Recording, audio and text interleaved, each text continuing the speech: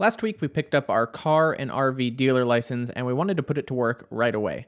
The plan is this: buy RVs at auction, give them a shakedown trip with the family, fix everything wrong that we find along the way, and then resell them for a profit, hopefully recouping our campground and diesel expenses for each trip. We create a fun job for ourselves that pays our travel expenses, and buyers get a truck or RV that has been fully tested and functional.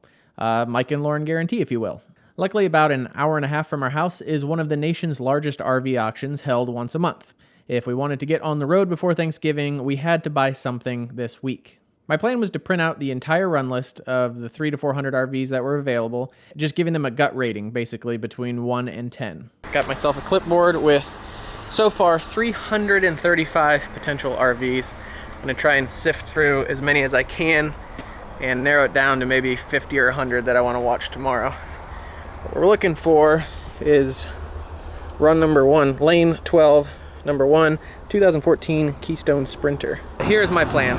I'm going to just walk the whole line, pick ones that I think I would like, and then unfortunately I have to look up the NADA value manually. So I gotta go on each one, write the value next to it, do a quick inspection, see what repairs might be needed, and then subtract that from the cost. And then I'll have some kind of idea what to bid tomorrow. This is number 1. This is a 2014 Keystone Sprinter, 29 foot. I don't know if it's the way to do it. This is my first time ever, so don't take this as the way things are done. It's how I'm gonna do it anyways. And you can see why this one's here. Definitely a ton of water damage on this slide. So I don't know if that's a good idea to even bid on this one. I would say no. Not our very first one. I don't think we want something so badly damaged. Maybe once we get our feet wet a little bit. So let's move on. So this one I'm in here is pretty interesting. It is a 2017 Jayco J-Flight that someone has already remodeled themselves. And your first impression is pretty good. Like, they recovered the seats, butcher block counters, and table. But you can see this is just like Home Depot tile. They did it okay. I think this one's got water damage. Oh my gosh.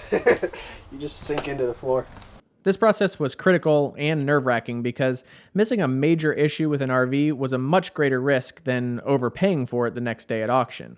Paying a little more than wholesale would not break the bank, but buying an RV with $10,000 in roof damage would. It's number 47 here. Have you ever seen a fifth wheel with dualies? I have not. The inside is just as weird.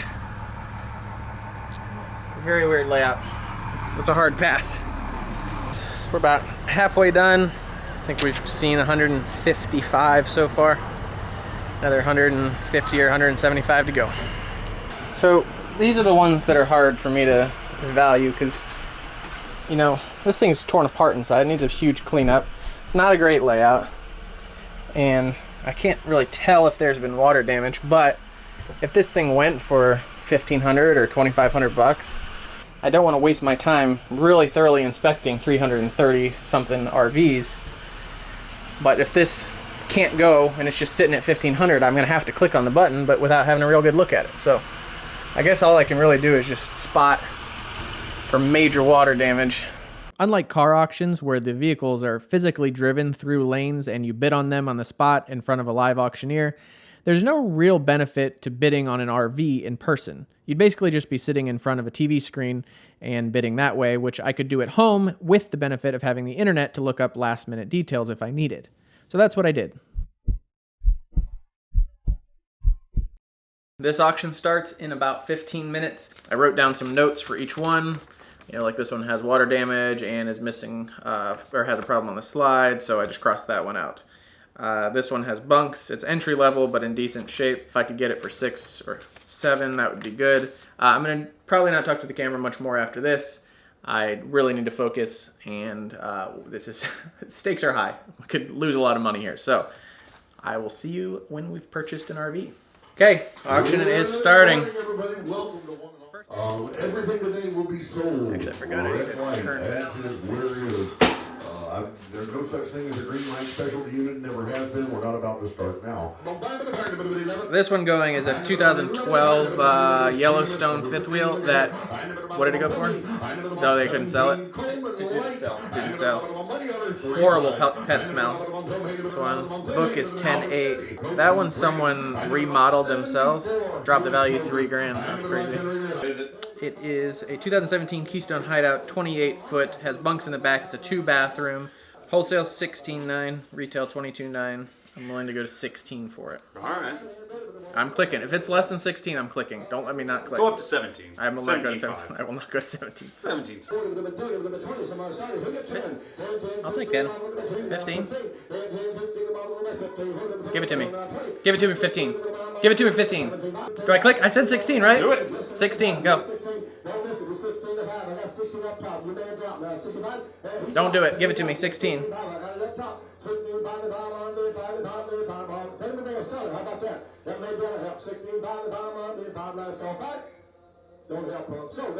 Woo! We bought it. Look at Congratulations! Look at you go for your number, buddy. For my number. Do you think I got screwed? Do you think that was a Oh fake? yeah, you got pumped for that other thousand. That other 1,000. Yeah, they pumped you for that. Yeah. All right. So this is how it's done, I guess. I made a couple mistakes that I'll go over. I think I could have probably gotten it $2,000 or $3,000 cheap. Not $2,000 or $3,000, maybe $1,000 or $2,000 cheaper. But I don't think I'll lose money on this one. I'm gonna go work on getting the Anderson hitch in my bed. I've never used that. And then we'll head up and pick up our new RV. Picking up our new RV ended up being a little bit of a problem, so we'll save that for the next video. Until then, thanks for watching.